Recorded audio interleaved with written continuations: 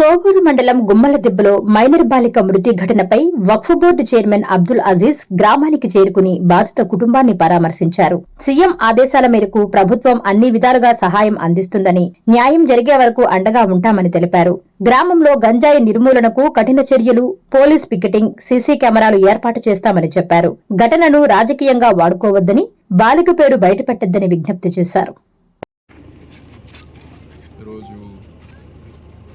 గుమ్మలదిబ్బ mixed కాలనీలో మీ అందరికి తెలుసు, చిన్నారి పాప 12 సంవత్సరాల వయసు. చాలా దురదృష్టకరం. ఈ గంజాయి తాగేసి, సొల్యూషన్ తాగేసి యువకులు రోజు వాళ్ళకు ఒళ్ళు తిరగకుండా చేసే పనులు సమాజంలో కుటుంబ సభ్యులు కానీ మన బిడ్డలు ఎట్లాగున్నారనేది చూడాలి. ముఖ్యంగా మగపిల్లలు గాంజాయి తాగేయడం, సొల్యూషన్స్ తాగేయడం, ఇవన్నీ కానీ కౌన్సిలింగ్ చేయాల్సిన అవసరం ఉంది. ఇక్కడ జరిగిన ఇన్సిడెంటు వాళ్ళు మైనర్స్ ఉన్నా చట్టం ఎవరిని వదిలేదు. అది చట్టము ఎవరిని వదలదు. ఎంత కఠినంగా శిక్షించాలో అంత కఠినంగా శిక్షిస్తారు.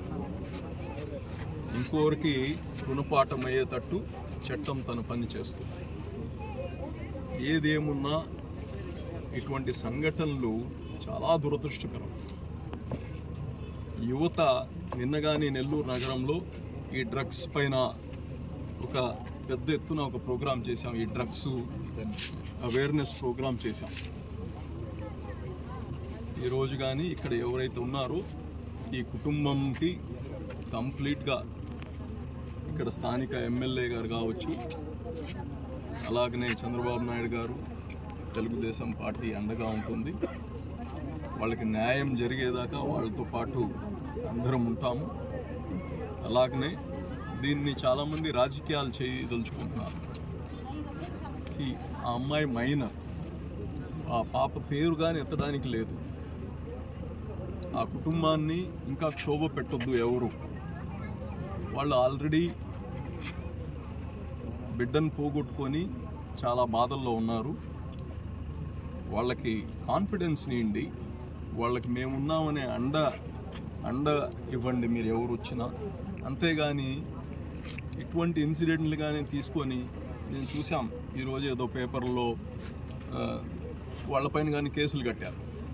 అంటే కనీసం ఒక మైనర్ బాలిక, ఆ అమ్మాయికి ఏది జరిగినా కానీ వాళ్ళ పేరు ఎత్తకూడదు, వాళ్ళ ఇది తీసుకోకూడదు అనేది చట్టం.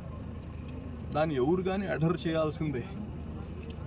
మా సమాజంలో పుట్టిన బిడ్డ మాకెంత బాధ ఉంటుంది. సో అయినా కానీ ఏదైతే ధర్మం ఉందో, ఏదైతే చట్టం ఉందో దానికి అనుసరించి మేము మాట్లాడాలి, ప్రవర్తించాలి.